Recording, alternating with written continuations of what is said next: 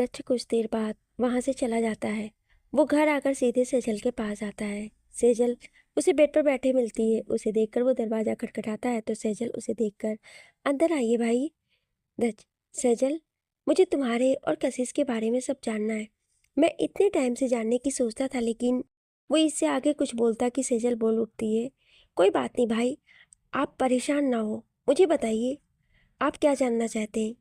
दक्ष, तुम्हारे कशिश के बचपन से लेकर आज तक की हर बात जो तुम्हें पता हो। सेजल, ठीक है। सेजल बताना शुरू करती है।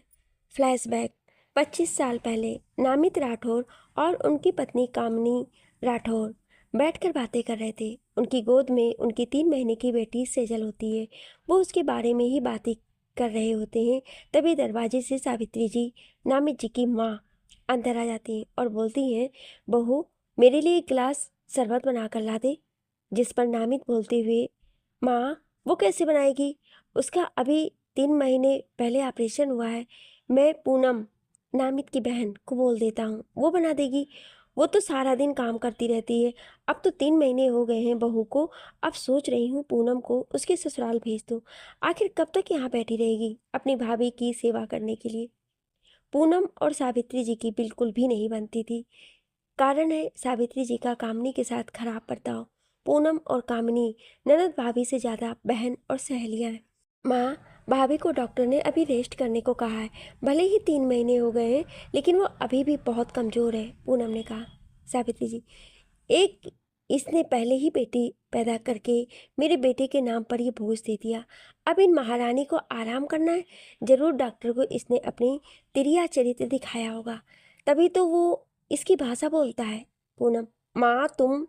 वो आगे कुछ बोलती तब तक कामनी उसे चुप रहने को कह देती है और बोलती है, दीदी आप चिंता मत करिए, मैं ठीक हूँ और कब तक ऐसे ही बैठी रहूंगी। माँ जी, मैं अभी शरबत बनाकर लाती हूँ। सावित्री जी, देखो, सारी कमजोरी दूर हो गई इस उल्टा की, अपनी पोल खुलते ही देख। ये बोल वो चली जाती हैं। नामित और पूनम लाचारी से एक दूसरे को देख रहे होते हैं। कुछ महीने बाद छोटी सी सेजल अब 11 महीने की हो गई है। अब तो वो थोड़ा थोड़ा चलने भी लगी है और सावित्री जी कामनी को पिछले 2 महीने से लड़का पैदा करने के लिए फोर्स कर रही हैं।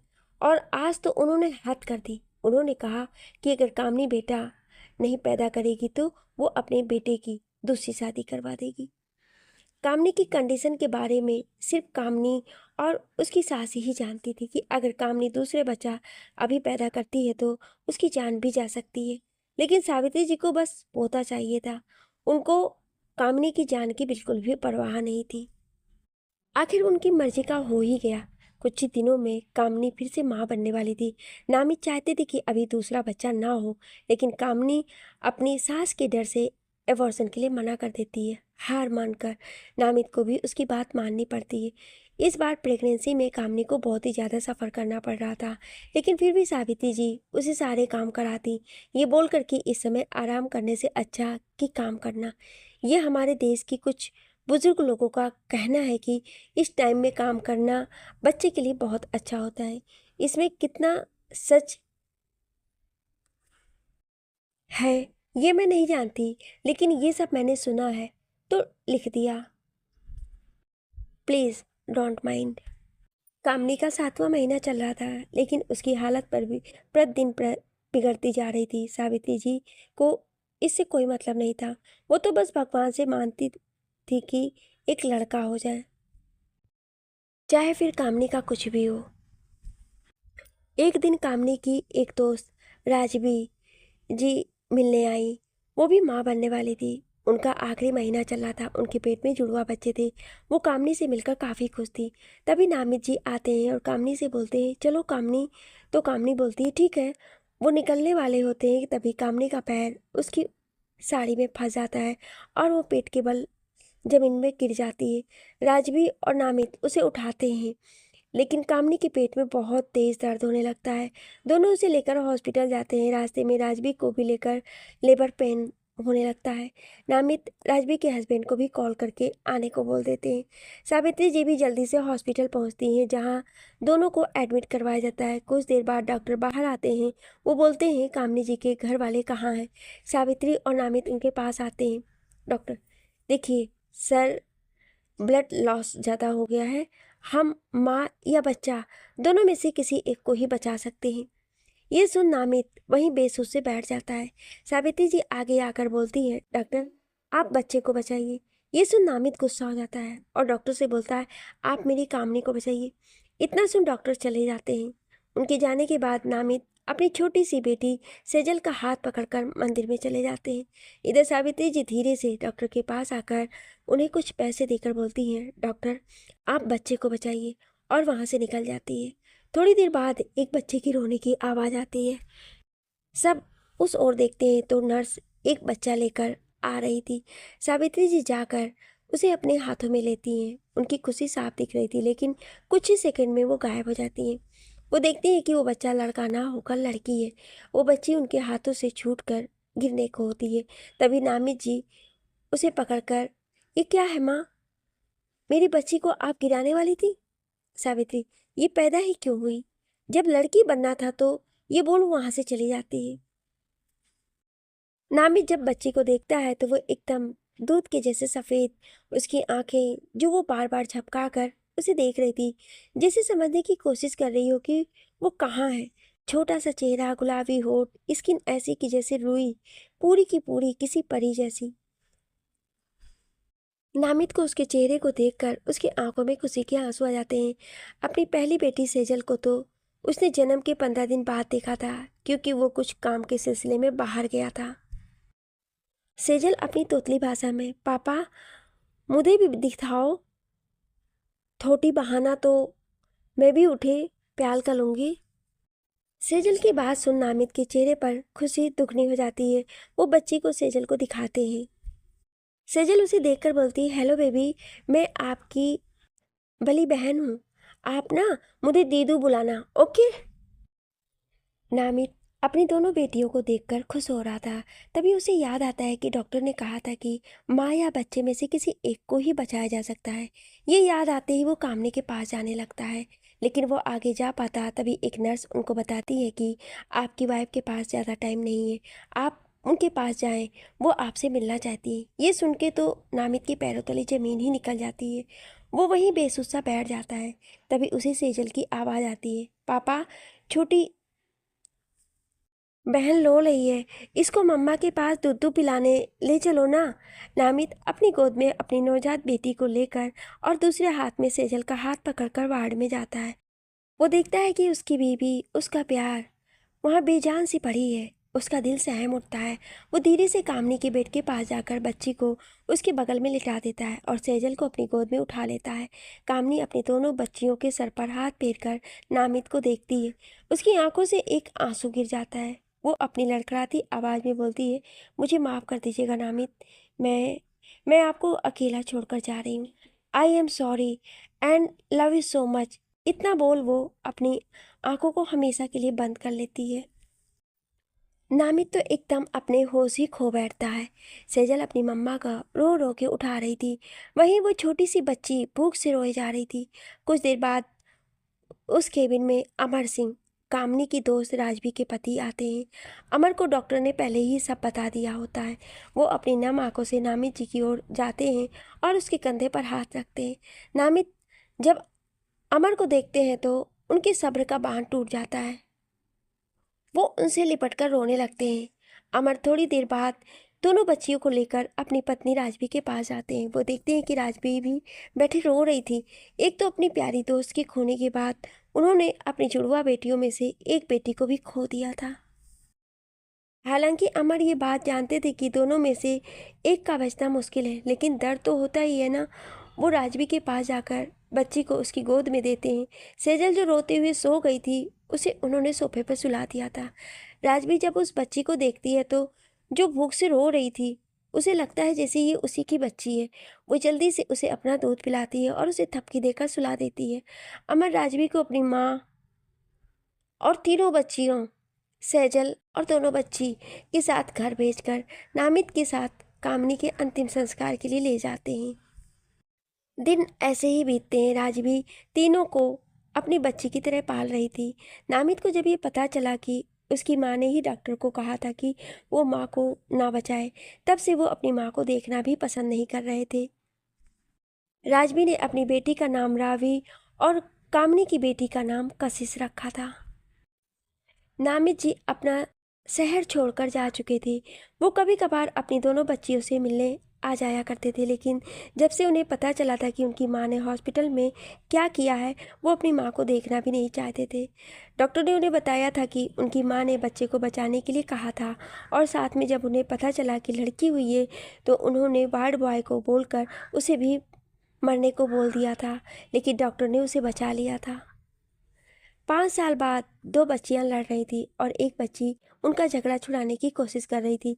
लड़ने वाली बच्चियां सेजल और रावी दोनों ही कशिश के लिए लड़ रही थी, और झगड़ा छुड़ाने वाली लड़की कोई और नहीं, कशिश ही थी।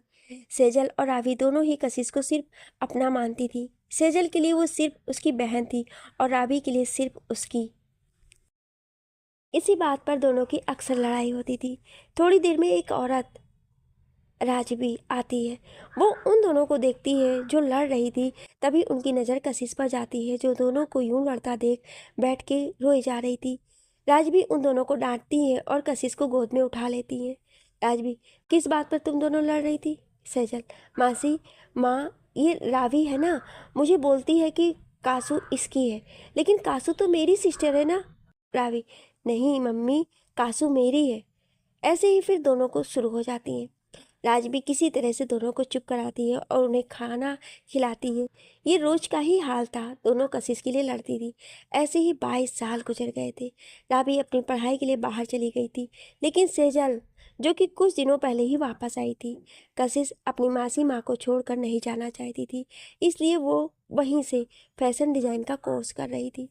कशिश के डिज़ाइन में जैसे जादू होता था। वो जो भी डिज़ाइन बनाती थी वो हमेशा ही नंबर 1 पर रहता था। सबकी ज़िंदगी खुशी खुशी बीत रही थी। नामित भी अपनी दोनों बेटियों की खुशी खुशी देखकर खुश था। सेजल अब अमर जी के ऑफिस में ही उनकी हेल्प करती थी। जब से सेजल ने अमर जी का ऑफिस ज्वाइन किया था, तब से उनकी कंपनी को बहुत प्रॉफिट हुआ था। सेजल के आइडियाज़ ऐसे होते थे जैसे कोई बहुत ही एक्सपीरियंस बिजनेसमैन हो। इसी बीच सेजल एक प्रोजेक्ट के सिलसिले में विजय से मिलती हैं। विजय को सेजल से पहली बार में ही प्यार हो जाता है। वो सिर्फ दिखने में ही नहीं, बल्कि एक कंप्लीट बिजनेस वूमेन थी। विजय उसके ऑफिस में कुछ ना कुछ बहाना करके आता था उससे मिलने। सेजल को भी विजय बहुत पसंद था, लेकिन वो डरती थी उसे बताने से। लेकिन कहते हैं कि जब सब कुछ सही चल रहा हो तभी कुछ बुरा होता है। ऐसे ही इनकी ज़िंदगी भी बदलने वाली थी। एक तूफान इनकी ज़िंदगी में भी आने वाला था। एक दिन सुबह, आज संडे था, नामित भी अपनी बेटियों से मिलने आया था। सब अपने कमरे में तैयार हो रहे थे। तभी सबके कानों में कशिश के भजन की आवाज़ आती है। सबके दिन की शुरुआत हमेशा से उसके भजन से ही होती थी। कशिश हल्के नीले रंग के सूट में मंदिर में खड़ी आरती गा रही थी। आज दुर्गा अष्टमी थी, इसलिए उसने व्रत भी रखा था। जैसे जैसे कशिश ये आरती गा रही थी, सब एक एक करके सब नीचे आते गए। कशिश अपनी पूजा में मसरूफ थी। थोड़ी देर में नामित जी आते हैं। वो अपनी बेटी को इतनी शुद्ध भाषा में ये श्रोत गाते देख हैरान हो जाते हैं।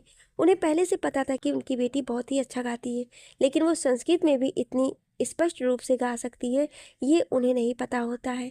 अपनी बेटी का भजन सुनकर वो बहुत खुश होते हैं। उनकी आंखों में नमी अपनी जगह बना लेती है। वो बहुत ही आदर भाव से राजवी को देखते हैं, जैसे बोल रहे हो, मेरी बेटी को इतने अच्छे संस्कार देने के लिए आपका एहसान कभी नहीं भूलूंगा।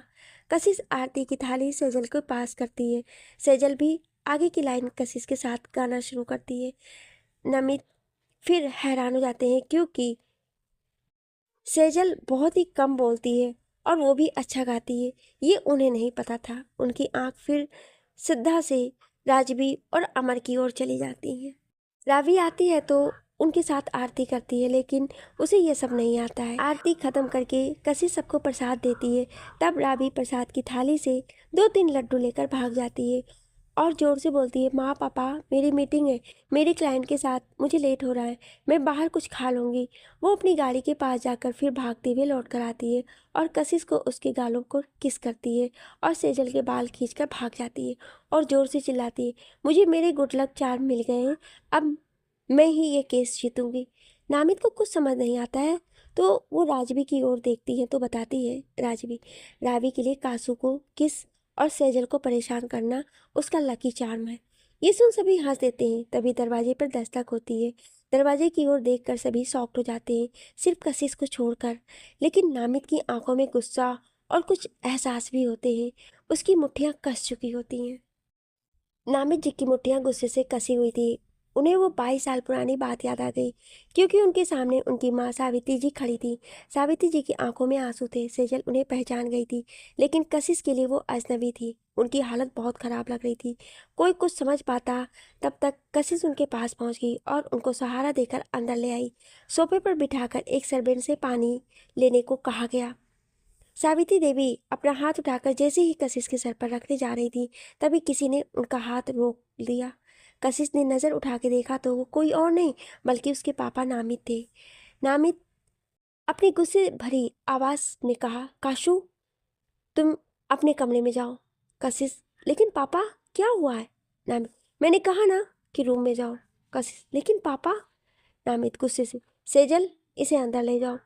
कशिश उनकी गुस्से भरी आवाज़ सुनकर डर जाती है, क्योंकि आज तक उससे इस तरह से किसी ने भी बात नहीं की होती है। उसकी आंखों में आंसू आ जाते हैं। नामित जब ये देखती है तो उनको अफसोस होने लगता है, क्योंकि उन्होंने अपनी जान से प्यारी बेटी को बिना किसी बात के इतना गुस्से में बोल दिया।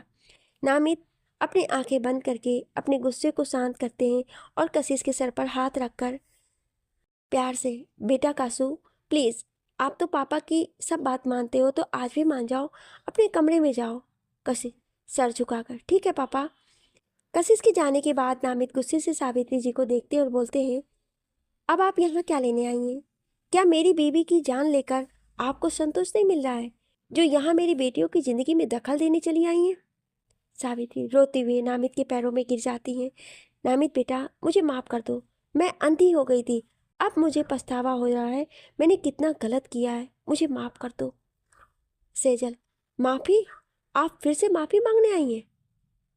और आपको लगता है कि हम फिर से आप पर भरोसा कर लेंगे? बिल्कुल भी नहीं। और अब आप अपने ये घड़ियाली आंसू बंद करके दफा हो जाइए। सावित्री जी बहुत मिन्नत करती हैं, माफ़ी भी मांगती हैं, लेकिन कोई भी उनकी नहीं सुनता है। तभी राबी अंदर आती है। वो सावित्री जी को देखकर आग बबूला हो जाती है। वो सबकी बातें भी सुन लेती है। उसे सबसे ज़्यादा इस बात पर गुस्सा आ रहा है कि वो औरत जो बचपन में कशिश को मार देना चाहती थी, वो आज यहाँ क्यों आई है? कहीं कशिश को ले जाने तो नहीं आई है ना? राबी गुस्से से आगे आती है और सावित्री जी का हाथ पकड़कर उन्हें बाहर निकाल देती है। कुछ देर तक तो वो दरवाजे पर से सबको आवाज़ देती हैं, लेकिन थोड़ी देर बाद वो चली जाती हैं। लेकिन उनके चेहरे पर एक सातिर मुस्कान होती है।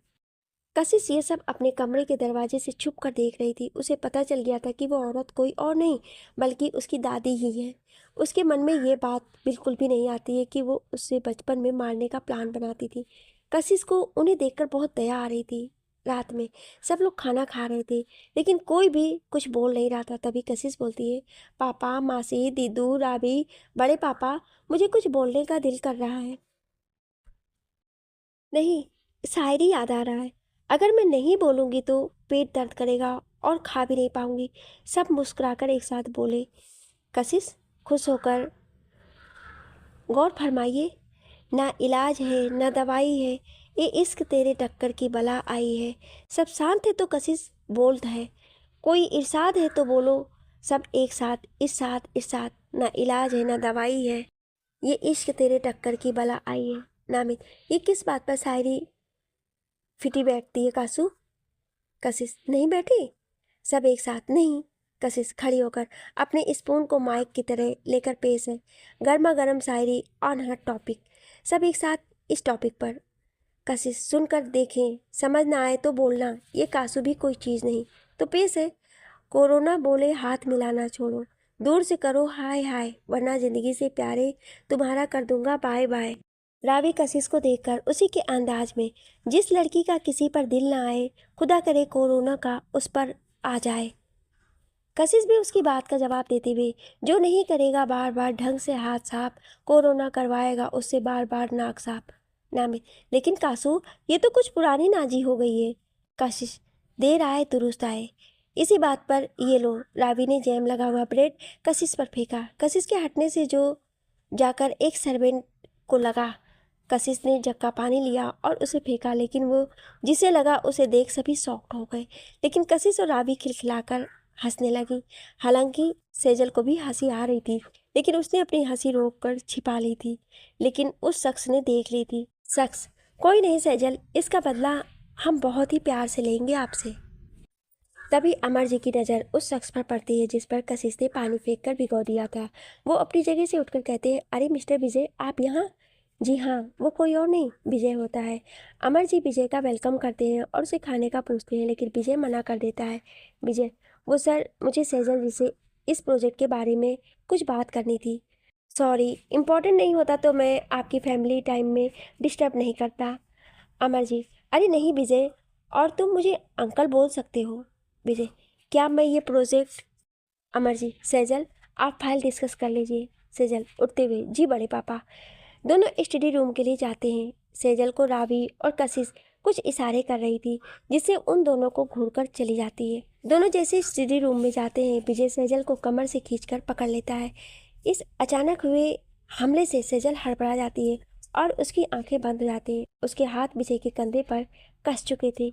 विजय ये देखकर मुस्कुरा उठता है। विजय, क्या हुआ सेजल जी? सेजल अपने होश में आकर, विजय जी, ये आप क्या कर रहे हैं? छोड़िए मुझे, कोई देख लेगा प्लीज। विजय, बाहर तो बहुत हंसी आ रही थी आपको, अब मुझ पर हंसने की पनिशमेंट तो मिलनी ही चाहिए आपको। सेजल, पनिश? इसके आगे के शब्द उसके मुंह में ही रह जाते हैं, क्योंकि विजय ने उसकी बोलती अपने होठों से बंद कर दी थी। कुछ देर बाद जब सेजल को सांस नहीं आती है तो विजय उसे छोड़ता है और दोनों लंबी लंबी सांसें ले रहे थे। सेजल का चेहरा शर्म से लाल हो गया था। कुछ देर बाद विजय बोलता है, ये कुछ प्रोजेक्ट के पेपर हैं, तो इसे पढ़ लो और साइन करके भेज देना। मैं कुछ दिन के लिए आउट ऑफ इंडिया जा रहा हूँ। कब तक आएंगे? विजय, बहुत जल्द। सेजल, मैं आपका इंतज़ार करूँगी। विजय, बस कुछ दिन, फिर मैं अंकल से हमारी शादी की बात करके तुम्हें हमेशा के लिए ले जाऊँगा। कुछ देर बाद दोनों बाहर आते हैं। विजय सबको बाय बोलकर चला जाता है। कशिश और आबी दोनों सेजल को देख रही थी, जिसके चेहरे पर एक शर्म की लाली थी।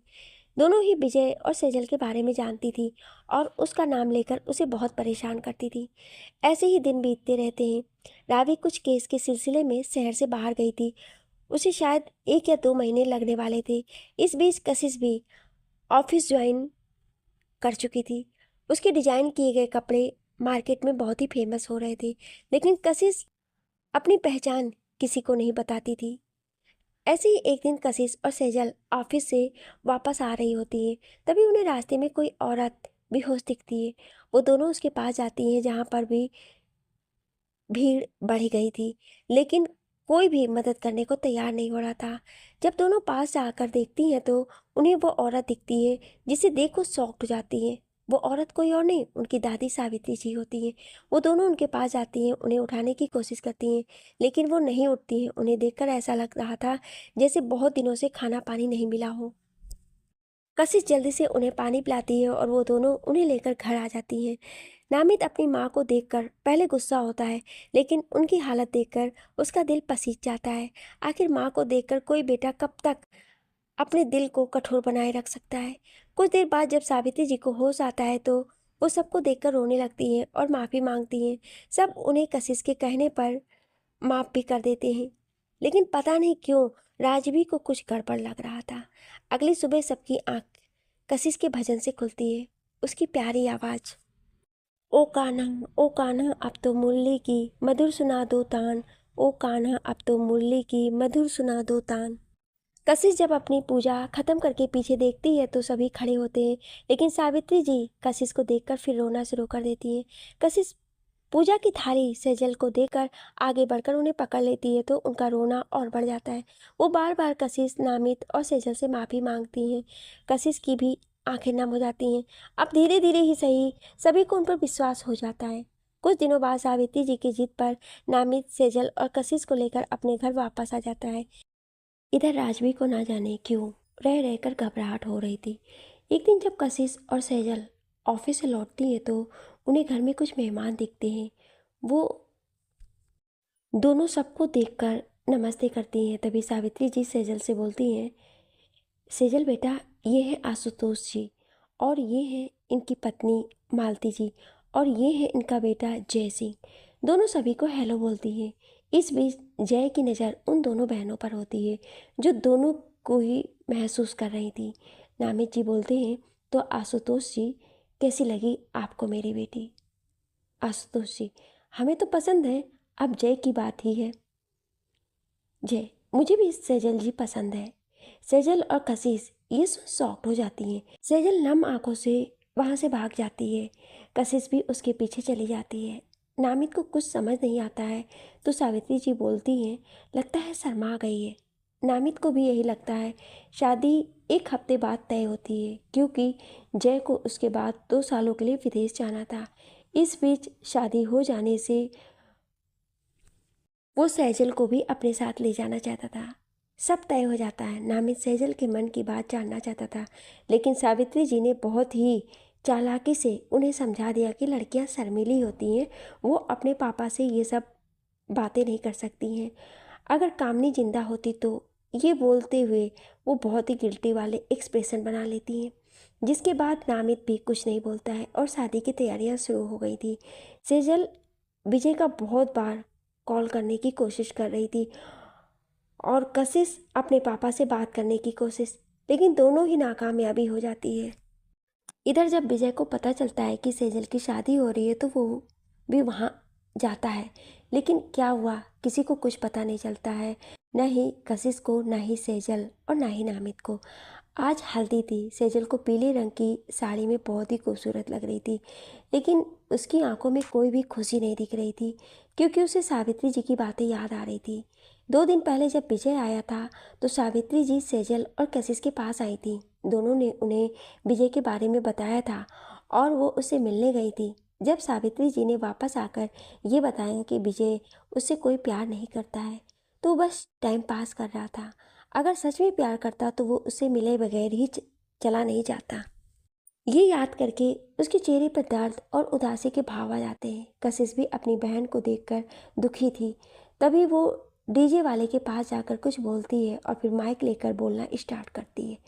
कशिश, देवियों और सचनों और उनकी सचनियों, आप सब मेरी दीदू की शादी के फंक्शन में आए, इसके लिए सबका धन्यवाद। मैं आज एक डांस परफॉर्म करने जा रही हूँ जो स्पेशलिस्ट मेरी दीदू के लिए है। So let's start. ये बोलो स्टेज के बीच में आ जाती है, तभी गाना बजता है। हाँ देखो तो भोली कितनी, उतनी पर टेढ़ी चीज़ है, बातें करे है कड़वी कड़वी फिर भी लजीज है, इत्र गुलाबों वाली बोती शराबों वाली, टोटल तबाही वाला सीन है। इस पूरे गाने में कशिश बहुत ही फनी डांस कर रही थी। सभी को हंसी आ रही थी। सेजल के चेहरे पर भी थोड़ी सी मुस्कान आ गई थी। फिर सबने सेजल को जब ज़बरदस्ती की तो सेजल ने भी गाना गाया, लेकिन उसने डांस नहीं किया। उसके बदले में जो डांसर्स बुलाए गए थे वो डांस कर रहे थे। सेजल गाना शुरू करती है, ओ बाबुल ओ मैया ओ भैया ओ सखियाँ, ओ बाबुल ओ मैया ओ भैया ओ सखियाँ, आंगन गलियां चौबारा छोड़ चली बचपन सारा, आंगन गलियां चौबारा छोड़ चली बचपन सारा, तेरी सोन परी किस ओर चली सजना तेरे। तभी कहीं से कशिश एक लड़के के गेटअप में आकर डांस करने लगती है और गाना भी गाने लगती है। सेजल आगे गाती है लेकिन उसके जहन में सिर्फ और सिर्फ विजय ही होता है। राजबी जी जो कि शादी में आई होती हैं वो सेजल को देखकर उसके पास आती हैं। उनकी आंखों में आंसू होते हैं। वो सेजल के चेहरे को पकड़कर गाती हैं, ओ मेरी गुड़िया पहनेगी चूड़ियाँ, हमको लगेगी सुनी सुनी दुनिया। इतना बोल उनकी आंखों की नमी उनके गालों पर आ जाती है। आए भी क्यों ना, आखिर उन्होंने कशिश और सेजल दोनों को बचपन से पाला था, बिल्कुल अपनी सगी बेटी की तरह। सेजल आगे गाती है, कशिश बीच में कूदकर आगे गाते हुए डांस करने लगती है। सेजल आगे गाती है, उसका पूरा चेहरा आंसू से भीग गया होता है। सजना तेरे प्यार में हम परदेसी हो गए रे, हम परदेसी हो गए रे। सेजल से अब बर्दाश्त नहीं होता है और वो भागकर अपने कमरे में चली जाती है और रोने लगती है। कशिश भी जाने को होती है। सावित्री जी उसे रोक लेती हैं और बोलती हैं, थोड़ा रो लोगी तो मन हल्का हो जाएगा। कशिश को भी उनकी बात सही लगती है और वो भी बाकी के कामों में लग जाती है। सेजल एक आखिरी बार विजय को कॉल करने को सोचती है। कॉल लग जाता है, लेकिन जो उसे सुनने को मिलता है वो बहुत ही ज़्यादा शॉकिंग हो जाता है। सेजल को अब कुछ समझ नहीं आ रहा था कि वो क्या करे। वो वहीं घुटनों के बल बैठ गई और फूट फूट कर रोने लगती है। तभी उसके कानों में कशिश की आवाज़ आती है, जो दरवाज़ा खुलवा रही थी। सेजल, जल्दी से दरवाज़ा खोलो। जब कशिश उसे ऐसे हाल में देखती है तो जल्दी से अंदर आकर दरवाज़ा बंद कर देती है और सेजल से पूछती है, दीदू क्या हुआ? प्लीज़ उनके बारे में मत सोचिए, वो ऐसे निकलेंगे हमने नहीं सोचा था। आप, वो इतना ही बोलती है। तभी सेजल बोलती है, कासू, विजय झूठे धोखेबाज नहीं है, दादी ने हमारे साथ खेल खेला है। कशिश शॉक्ड हो जाती है। वो पूछती है, क्या? सेजल उसे बताती है कि अभी उसने कॉल किया था तो कॉल उसके असिस्टेंट ने उठाया था, उसने ही मुझे सब सच बताया। कशिश, कैसा सच दीदू? सेजल बताती है, फ्लैशबैक 3 दिन पहले जब विजय सेजल को लेने आया था, तब सेजल की दादी उससे मिलने गई थी, ये बोल कर कि वो दोनों की शादी करवाएंगी। लेकिन वो जब विजय से मिली तो ऐसा कुछ नहीं हुआ, बल्कि उन्होंने कुछ और ही किया था। विजय हाथ जोड़कर, दादी जी प्लीज़, मैं सेजल से बहुत प्यार करता हूँ, मैं उसके बिना नहीं जी सकता हूँ, आप उसकी शादी मुझसे करवा दीजिए। सावित्री जी, लेकिन सेजल तुमसे प्यार नहीं करती है, वो तो बस अपना टाइम पास कर रही थी ताकि तुमसे अपना काम निकलवा सके। उसने ही मुझे कहा है कि मैं तुमसे बोल दूँ कि तुम वापस चले जाओ। वो तुमसे नहीं मिलना चाहती है, वो अब अपने होने वाले हस्बैंड से प्यार करती है। विजय, ऐसा कभी नहीं हो सकता है, आप झूठ बोल रही हैं। सावित्री जी, वो सेजल का ब्रेसलेट जो विजय ने दिया था, सेजल को उसके मुंह पर फेंक देती है और बोलती है कि सेजल चाहती है तुम उसे भूल जाओ। विजय वो ब्रेसलेट देखकर टूट जाता है और गुस्से में कहता है, उसे क्या लगता है मैं कोई खिलौना हूँ जिसे वो खेल कर छोड़ देगी? मैं बताऊंगा कि मैं क्या हूँ। मैं ये शादी कभी नहीं होने दूंगा। सावित्री जी, सेजल जानती थी तुम ऐसा ही कुछ करोगे। राम सिंह, सेजल का भरोसेमंद आदमी जिसे सावित्री जी पैसे देकर अपनी तरफ कर ली थी, वही करो जो सेजल ने कहा था।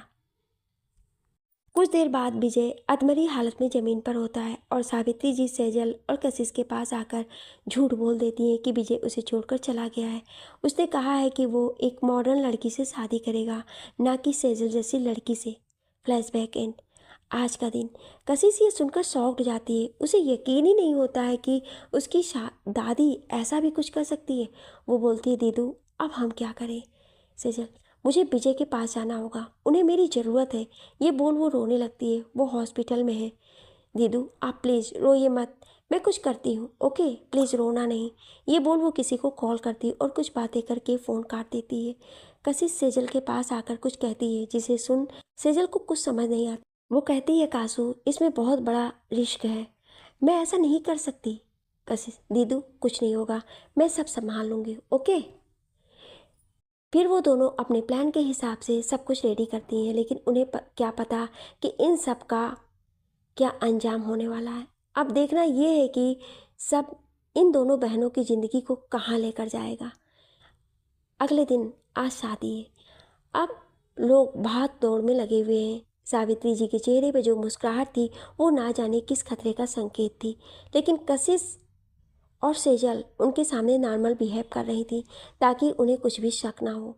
तभी एक आदमी बाहर से आता है जो कि एक कवर साइज का बॉक्स लिए होता है। सावित्री जी, ये सुन, ये कहाँ लेके जा रहा है? कशिश, दादी इसमें ना दीदू के लिए और मेरे लिए कुछ कपड़े हैं जिन्हें हम शादी में पहनने वाले हैं, आप चाहें तो मैं दिखा देती हूँ। सावित्री, लेकिन ये इतना बड़ा रखेंगे कहाँ? कशिश, दादी ये आज शाम को बारात आने से पहले ही चला जाएगा, बस हम दोनों अपने लहंगे पसंद कर लेंगे, फिर ये भाई साहब और इनकी ये मिसेज, ये दोनों ये सब लेकर चली जाएंगी। सावित्री जी, ठीक है। कशिश, एक लंबी सांस छोड़कर आप दोनों चलो और जैसे मैंने कहा है वैसा ही करना, ओके। थोड़ी देर बाद उस बड़े से बॉक्स में सेजल को छिपाकर कशिश वहाँ से भेज देती है। किसी को भी खबर नहीं पहुँचती है कि वो भाग चुकी है। सेजल वहाँ से सीधी एयरपोर्ट से प्लेन में बैठकर विजय के पास चली जाती है, लेकिन उनकी फ़्लाइट में कुछ प्रॉब्लम हो जाने के कारण उनकी प्लेन बिगड़ जाती है, तो ट्रेन से जाने का डिसीज़न ले लेती हैं। आखिर वो ट्रेन से निकल जाती है। ट्रेन लेट होने के कारण वो लेट पहुंचती है। जब वो विजय के पास जाती है तो विजय को पहले यकीन नहीं होता है, लेकिन जब वो सेजल को देखता है तो खुश हो जाता है। वो दोनों एक दूसरे की आंखों में देखकर रोने लगते हैं। सेजल उससे लिपट जाती है और अपनी दादी की सारी बातें उसे बताती है। सेजल की बात सुनकर विजय टेंशन में आ जाता है। विजय, ओ नो! वो जल्दी से अपने असिस्टेंट को कॉल करता है और उसे दक्ष से बात करवाने को कहता है। असिस्टेंट, सर, दक्ष सर बस 3 घंटे में आपके पास पहुंच जाएंगे। अभी वो जेट में होंगे, इसलिए उनका फ़ोन नहीं लग रहा है। Flashback and present day. Daksh और सेजल बातें ही कर रहे थे, तभी उनके पीछे से किसी की आवाज़ आती है। वो दोनों ही जब पीछे देखते हैं तो दोनों के ही चेहरे पर मुस्कान आ जाती है। दरवाजे के पास जिया खड़ी होती है। उसके पीछे ही सासा खड़ी होती है, जो गुस्से से लाल पीली हो रही होती है और वो पूरी तरह से भीगी हुई थी। उसके चेहरे का पूरा मेकअप निकलकर उसको एक बहुत ही अजीब लुक दे रहा था। उसके कपड़ों पर कलर लगा था, जैसे उसने होली खेली हो। वो गुस्से से जिया को मारने उठती है, तभी जिया भागकर दक्ष के पास चली जाती है। जिया, स्मार्टी प्लीज़ बचाओ, ये डेविल आंटी मुझे मार रही हैं। सासा, दच्चू बेबी देखो ना, ये बदतमीज़ लड़की ने मेरा क्या हाल किया है। ये है कौन और यहाँ क्या कर रही है? जिया, स्मार्टी ये डेविल आंटी बहुत बुरी हैं। ये निशा आंटी को थप्पड़ मारने जा रही थी और सभी से डिस्पेरेक्ट कर रही थी, और मुझे भी क्या? जिया अपने सर पर हाथ रखकर कुछ सोचने के अंदाज में, हाँ, मुझे वो गरीब एंड गंदी नाली का कुछ कह रही थी, तो मुझे गुस्सा आ गया और मैंने अपने आर्ट कलर के वाटर को इनके मुंह पर फेंक दिया। ये मुझे भी मारने जा रही थी, तो मैं भाग के आपके पास आ गई। ये सुनकर दक्ष और सेजल दोनों को गुस्सा आ जाता है। दक्ष गुस्से से, सासा ये क्या बदतमीजी है? तुमने एंजल को ऐसा कहा? तुम्हारी हिम्मत कैसे हुई एंजल के लिए ऐसे वर्ड्स निकालने की? तुम्हें बच्चों से बात करने की तमीज़ नहीं है क्या? सासा, दक्ष ये तुम क्या बोल रहे हो? ये लड़की झूठ बोल रही है। जिया तपाक से बोलती है, नहीं नहीं स्मार्टी, मैं झूठ नहीं बोलती। कासू दीदी बोलती है झूठ बोलने से नोजी बड़ी हो जाती है। दक्ष जोर से चिल्लाकर सभी सर्वेंट्स को हॉल में बुलाता है। थोड़ी देर बाद हॉल में सभी इकट्ठा होते हैं, जहाँ हेड सर्वेंट नहीं होती है। दक्ष जब उन्हें बुलाने को बोलता है तो वो अपना सर नीचे झुकाए आती है। दक्ष जब उनके चेहरे को देखता है तो वो गुस्से से फट जाता है। दक्ष, ये आपके साथ किसने किया? आपके चेहरे पर ये उंगलियों के निशान कैसे हैं? हेड सर्वेंट, सर वो इतना बोल रुक जाती है। दक्ष समझ जाता है कि वो बताने से डर रही है, इसलिए वो तुरंत अपना लैपटॉप मंगाता है। दक्ष अपने लैपटॉप में सीसीटीवी फुटेज देखता है। जैसे जैसे वो देख रहा था, उसके चेहरे के भाव सख्त होते जा रहे थे। इस समय जो भी उसे देख रहा था वो सभी डर से कांप रहे थे। सासा भी, सिर्फ जिया ही थी जो नॉर्मल थी। थोड़ी देर में दक्ष वो वीडियो सासा की ओर कर देता है। सासा की हवाइयाँ उड़ जाती हैं वो सब देखकर। दरअसल हुआ कुछ यूँ था कि जब सासा मेंशन में आई थी तब वो अपने फ़ोन में कुछ देख रही थी। हेड सर्वेंट दूसरे सर्वेंट के साथ मिलकर कशिश के रूम का सामान दक्ष के रूम में ले जाने की तैयारी कर रही थी। सासा हेड सर्वेंट से टकरा जाती है। गलती सासा की थी, लेकिन वह हेड सर्वेंट की एज को ना देखते हुए उन पर हाथ उठा देती हैं, जिससे वो ज़मीन पर गिर जाती हैं। उनके सर में चोट भी आ जाती है। तभी जिया भी वहीं होती है, जो सासा को सबको डांटते देखकर उसे माफ़ी मांगने को कहती है, लेकिन सासा जिया को मारने बढ़ती है तो जिया उसके ऊपर पानी फेंक देती है। वीडियो बंद। सासा कुछ बोलने को होती है, तभी उसे दक्ष की भयानक आवाज़ आती है। हाउ डेयर यू सासा, तुम ऐसी हरकत कैसे कर सकती हो? तुम्हें किसी की उम्र का कोई लिहाज नहीं है। बड़ों का ना छोटे का, तुमने पहले ही किसी बड़े पर हाथ उठाया और अब एक बच्ची पर भी उठाने वाली थी। सासा, दक्ष तुम एक नौकर और इस बच्ची को ना जाने किसका खून कौन है उसके लिए तुम मुझे सुना रहे हो? मैं तुम्हारी होने वाली वाइफ हूँ। इतने टाइम बाद आई हूँ तुमसे मिलने और तुम मेरे साथ ऐसा बिहेव कर रहे हो। दक्ष, पहले माफ़ी मांगो एंजल और निशा आंटी हेड सर्वेंट से। सासा, नो वे, मैं ऐसा कुछ नहीं करने वाली हूँ और तुम मेरी इस तरह से इंसल्ट नहीं कर सकते हो। मैं तुम्हारी फियांसू हूँ, तुम मेरे साथ ऐसा कैसे कर सकते हो? ऐसा बोलकर वो वहाँ से गुस्से में चली जाती है। उसके जाने के बाद जिया दक्ष के पास जाकर बोलती है, स्मार्टी आप इस डेबिल आंटी से शादी करोगे? ये बिल्कुल भी अच्छी नहीं है। जिया के मुंह से डेविल आंटी सुनकर और उसके क्यूट एक्सप्रेशन देखकर सबके चेहरे पर एक स्माइल आ जाती है। दच कुछ कहने ही वाला था, तभी उसकी नज़र सीढ़ियों के ऊपर जाती है जहाँ कशिश खड़ी थी। उसके फेस पर कोई एक्सप्रेशन नहीं थे। वो नीचे आती है और जिया का हाथ पकड़कर ऊपर ले जाने लगती है। तभी दच, वो सासा की बातों पर गौर मत करना, वो 2 सालों तक इंडिया में नहीं थी, इसलिए उसे कुछ भी पता नहीं है हमारे बारे में। वो आगे कुछ कहता, तभी कशिश जिया को बोलती है, बेबी आप रूम में जाओ, मैं अभी आती हूँ, ओके, एंड अपनी सारी बुक्स पैक कर लो, ओके। जिया, ओके दीदू। जिया चली जाती है। उसके जाने के बाद कशिश दच की ओर देखकर कहती है, मिस्टर दच ओबराय, मुझे कोई फ़र्क नहीं पड़ता है आपकी उस फियांसों से, क्योंकि मैं उस शादी को नहीं मानती। अब एक टाइम था जब मुझे लगा कि शायद मेरी किस्मत यही शादी है, शायद यही मेरा भविष्य है, लेकिन इसी ने मुझसे मेरा सब कुछ छीन लिया और अब मेरे लिए वो शादी भी मर चुकी है और मरी हुई चीज़ों से किसी को कोई फ़र्क नहीं पड़ता है। जिस तरह से लाश को दर्द नहीं होता है, वैसे ही मुझे भी इस शादी से फ़र्क नहीं पड़ता है। ये बोल वो भी चली जाती है। थोड़ी देर में कशिश अपने हैंड बैग और जिया अपना स्कूल बैग लेकर नीचे आती है। जिया सभी को बाय बोलती है, लेकिन कशिश एक बार सेजल को मुड़कर देखती है। उसकी आंखों में नमी अपनी जगह बनाई हुई थी। सेजल को समझ नहीं आता है कि उसकी आंखों में नमी क्यों थी। उसे लगता है कि शायद आज की बात से होगी।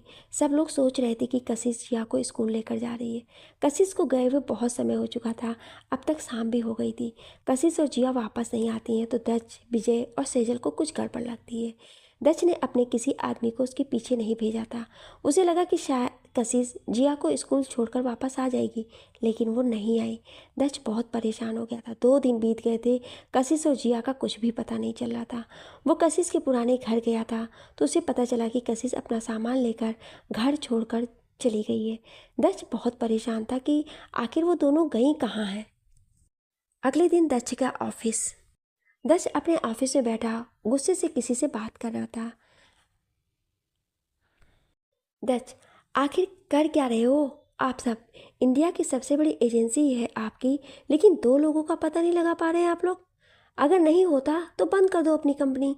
ये बोलो फ़ोन काट देता है और अपने केबिन के ग्लास वाल के पास जाकर खड़ा हो जाता है। कहाँ चले गई तुम जान? इतनी मुद्दत के बाद तो कुछ सुकून मिला था, फिर कहाँ चली गई मेरा सुकून लगाकर? प्लीज़ कम बैक जान। पता नहीं चला कि कब तुमसे इतनी मोहब्बत हो गई। पहले तुम मेरी जिम्मेदारी थी, लेकिन अब जुनून, मोहब्बत, जान, मीरा सब कुछ बन चुकी हो। I love you kasu. तभी उसके केबिन का डोर नॉक होता है। वो गुस्से से कम इन बोलता है। एक प्यून डरते हुए अंदर आता है और बोलता है, प्यून सर, ये पार्सल आया है आपके लिए। दक्ष, रख दो और जाओ। प्यून के जाने के बाद जब वो पैकेट खोलता है तो वो देखकर दंग रह जाता है। तभी सासा उसके केबिन में आती है। वो दक्ष से बोलती है, दक्ष, आज पापा ने तुम्हें घर पर बुलाया है और तुम अभी मेरे साथ चलो। ये बोल वो उसे अपने साथ ले जाने लगती है। तभी दक्ष बोलता है, सासा, मेरी एक इम्पॉर्टेंट मीटिंग है, मैं उसे कंप्लीट करके आता हूँ, तो तुम जाओ, मैं कल अंकल से मिल लूँगा, ओके? सासा, प्रॉमिस मी? दक्ष, प्रॉमिस। सासा दक्ष के गालों पर किस करके चली जाती है। उसके जाने के बाद दक्ष वो पैकेट उठाता है। उसमें रखी चीज़ों को देखकर उसे समझ नहीं आता है कि वो कैसे रिएक्ट करे। वो रिसेप्शन पर कॉल करके उसके बारे में पूछता है तो उसे पता चलता है कि वो पैकेट कोई बूढ़ी औरत देकर गई है और कुछ नहीं पता चलता है। वो जल्दी से घर की ओर निकलता है। उसकी आंखें कुछ नम हो जाती हैं। तभी एफएम पर गाना बजता है, बातें ये कभी ना तू भूलना, कोई तेरे खातिर है जी रहा, जाए तू कहीं भी ये सोचना, कोई तेरे खातिर है जी रहा, तू जहाँ जाए महफूज हो, दिल मेरा मांगे बस ये दुआ, बातें ये कभी ना भूलना। आखिर क्या था उस पैकेट में जिसे देख दक्ष की आंखें नम हो जाती हैं? और सासा के पापा ने दक्ष को क्यों बुलाया है? और सासा का रिएक्शन क्या होगा कशिश के बारे में जानकर? आगे ये कहानी क्या मोड़ लेगी, जानने के लिए सुनिए अगले भाग में। Thank you.